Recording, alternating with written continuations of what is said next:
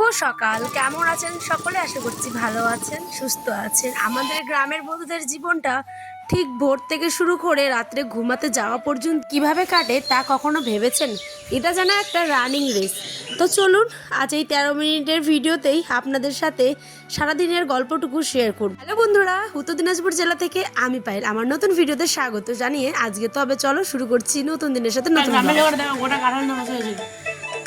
যার বাড়িতে বললাম ওর বাড়িতে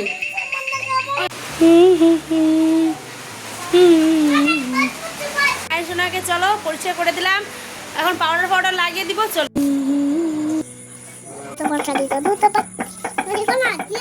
যে সাথে এসেছে আর নিয়ে এসেছে, দেখো এখানটাই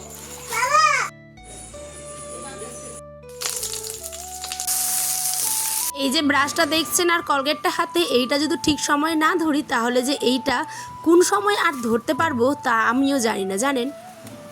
গ্রাম থেকে ভিডিও করি।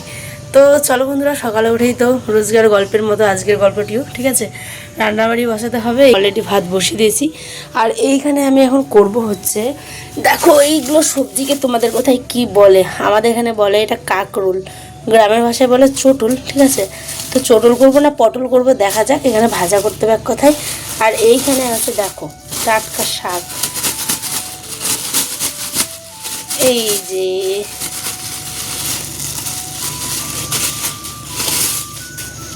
এই যে দেখো শাক।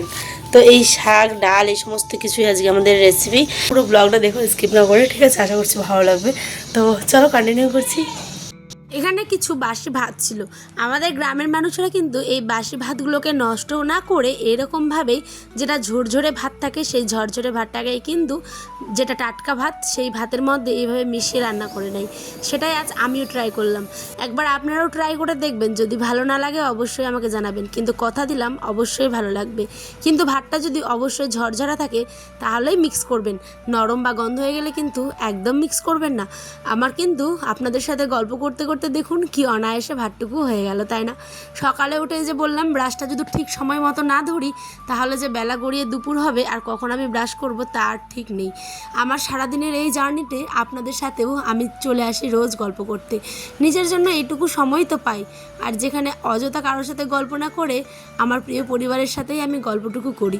সকালবেলা ঘুম থেকে উঠেই রান্নাবাড়ি করা গ্রামের বউদের একটা নিয়মিত ডেলি কাজ, যেখানে তার ছেলে বলুন স্বামী বলুন সবাই কিন্তু খাওয়া দাওয়া করে যে যার নিজের কাজে চলে যায়। কেউ যায় অফিস, কেউ যায় মাঠে ঘাটে, কেউ যায় আবার স্কুলে। এইটাই তো হচ্ছে গ্রামের জীবন, তাই না? আর গ্রামের এই সাদামাটা জীবনগুলোই এত ভালো আপনারা বাসেন যে তার জন্য আমি কিন্তু সত্যি আপনাদের কাছে অনেকটা ঋণী। আমার এই ডেলি ব্লগের সঙ্গে শুধু এটা ডেলি ব্লগ নয়, এটা আমার কাছে একটা আমার ভালোবাসা, এটা আবেগ। তো সকালবেলায় পটল আলুর ভাজা আর ভাত, যেমনটা কথা দিলাম। প্রথমে তো কাঁকরোল দেখালাম, কিন্তু সেটা সময়ের অভাবের জন্য আর কাটা হয়নি। আর এইদিকে আমার দিন দিন যা ওয়েট বাড়ছে সেই কারণে একটুখানি চেষ্টা করছি গরম জল আর লেবু খাওয়ার। জানি না কতটা কার্যকারী হবে ব্যাপারটা, কিন্তু জাস্ট একটু ট্রাই করছি। মুখে এক চুমুক দিতেই কী যে লাগলো, মনে হচ্ছে ভিতরটা পুরো শান্তি, কিন্তু মুখে যে জিভটুকুই টক। চলুন আর এক গ্লাস নিয়ে নিই, ভালো করে খাবো। টোটাল 2 গ্লাস কিন্তু আমি খাই। আর এই দিকে আমি এসছি এখন কুমড়োর গাছ। এটা হচ্ছে চাল কুমড়ো, আমাদের বাড়িতেই একদম লাগানো হয়েছে। তো চাল কুমড়ো দেখি হয়েছে, এখানে কত লাউ হয়েছে দেখো, চাল কুমড়ো যাকে বলে যেটা।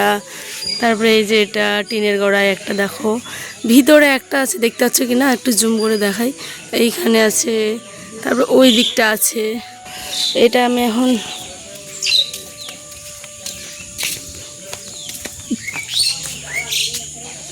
তো ওটা আমি এখন পারবো দুটা, কারণ হচ্ছে গিয়ে ভাজা করবো রাতের রুটির সাথে, সেই জন্যই আর কি। তো চলো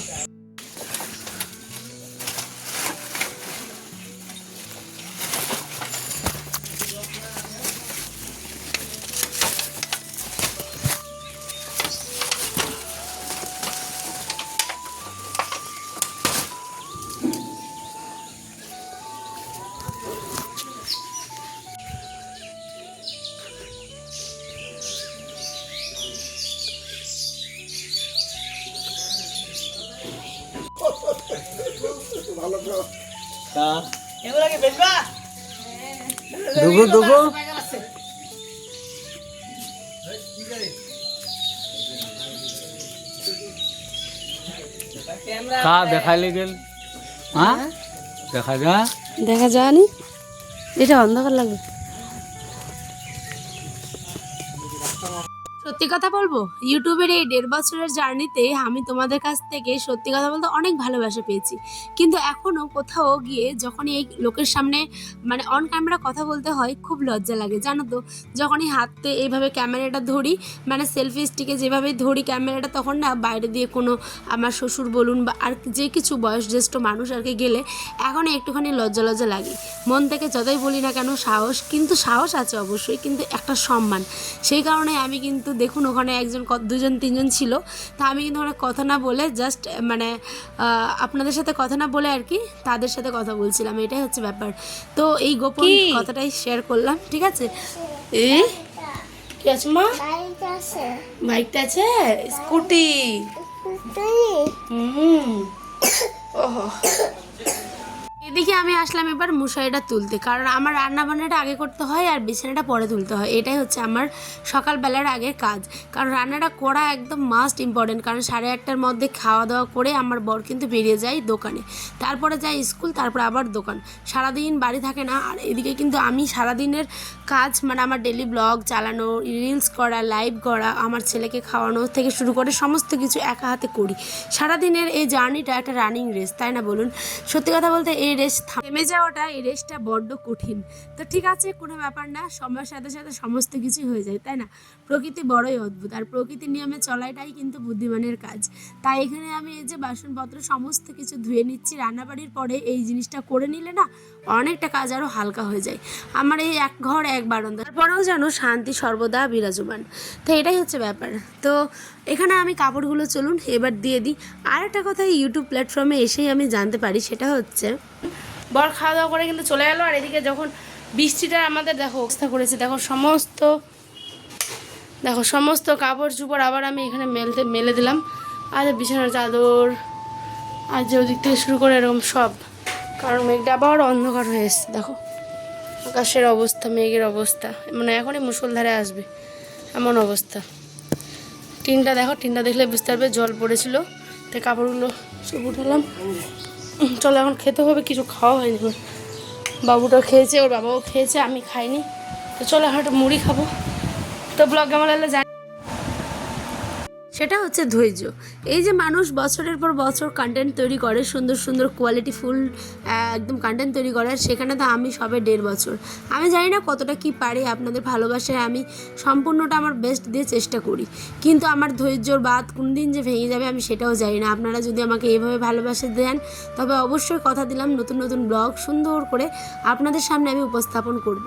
কিন্তু যেদিন আমার হয়তো মানে কি বলবো শরীর ভেঙে পড়বে বা আমি শারীরিক দিক থেকে সক্ষম থাকবো না, সেদিনের গল্পগুলো হয়তো একটু অন্যরকমেরই হবে, তাই না? কেন বলছি সেটা অবশ্যই ব্লগ দেখতেই পাবেন, ধীরে ধীরে আমি সমস্ত আপডেট আপনাদের আমার চ্যানেলে দিয়ে রাখবো। আর এটা ইউটিউবে ব্লগ যাবে অবশ্যই, আর ফেসবুক থেকে যারা দেখছেন তারা তো অবশ্যই আমার পায়ের লাইফস্টাইল নামে একটা পেজ আছে, সেখানে গিয়ে সার্চ করতেই পারেন।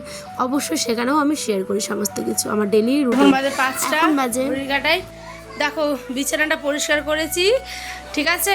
হাড়ে দিয়ে খাওয়া দাওয়াগুলো আছে, এগুলো এখন ধুবো। আর এদিকে হচ্ছে সোফাটাকেও এই যে গুছিয়ে নিয়েছি, টেবিলও গুছানো হয়ে আছে। বাপরে বাপ, ঘরটা গোছানো থাকলে মনে হয় শান্তি লাগে। ছেলেকে এখন খাওয়া দেবে, ভিডিও আপলোড করে এসেই সংসারে এগুলো কাজ করলাম। বিকেল বাজে এখন 5টার মতো, ভিডিও আপলোড করে দিয়েছি, তোমরা গিয়ে দেখতেই পারো। সন্ধ্যা 6টায় কিন্তু ভিডিওটা চলে গেছে, ঠিক আছে। এবার এখন যেটুকুনি ভাত আছে ছেলেকে খাইয়ে দিব, কারণ রাতে হবে রুটি, তাই এখন রুটি তো হবে না, 8টার দিকে হবে। তো চলো। আর এদিকে গেছিলাম হচ্ছে আমি কাপড় সেলাই করতে, ঠিক আছে, কারণ আমি আমার কয়টা নাইটি নিয়েছি নতুন, সেটাকে সেলাই করতে দিতে গেছিলাম। আর এই দিকে দেখো দিদিভাই দিয়ে দিয়েছে কাঁঠাল খেতে।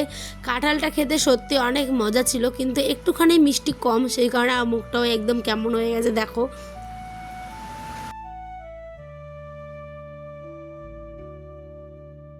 ধরেছে উল্টা হয়ে যাচ্ছে না, দেখি হয়নি,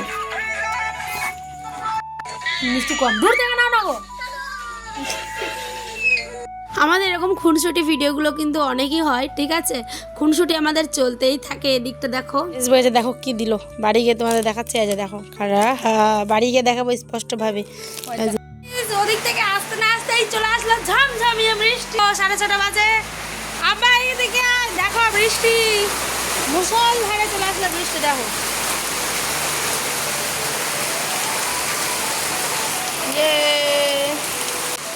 কি করো? 7টা গাইস। এখন আমি যাচ্ছি এই যে নাইটিগুলো নিয়ে সেলাই করতে। দাঁড়া ওখানে, হ্যাঁ চলো সরো দেখি বাবা, হাঁটা সরাও, দরজাটা দিতে লাগিয়ে দিই।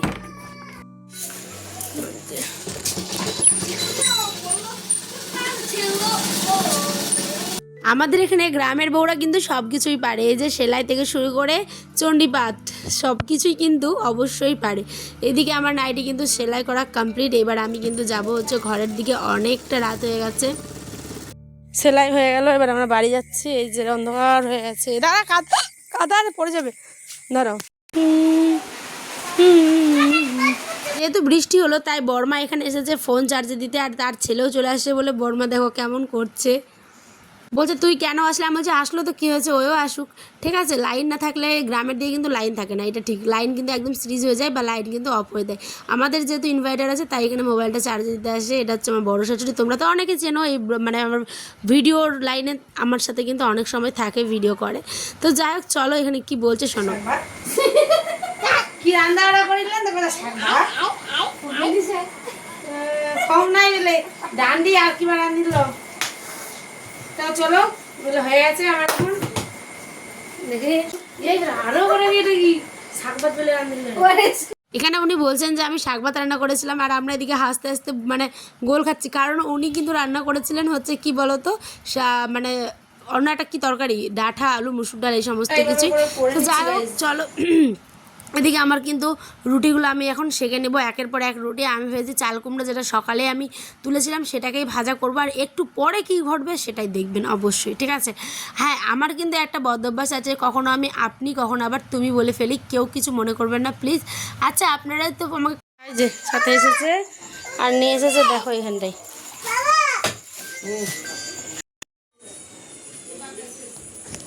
কমেন্ট করুন তো প্লিজ যে আমি আপনি বলবো না তুমি বলবো।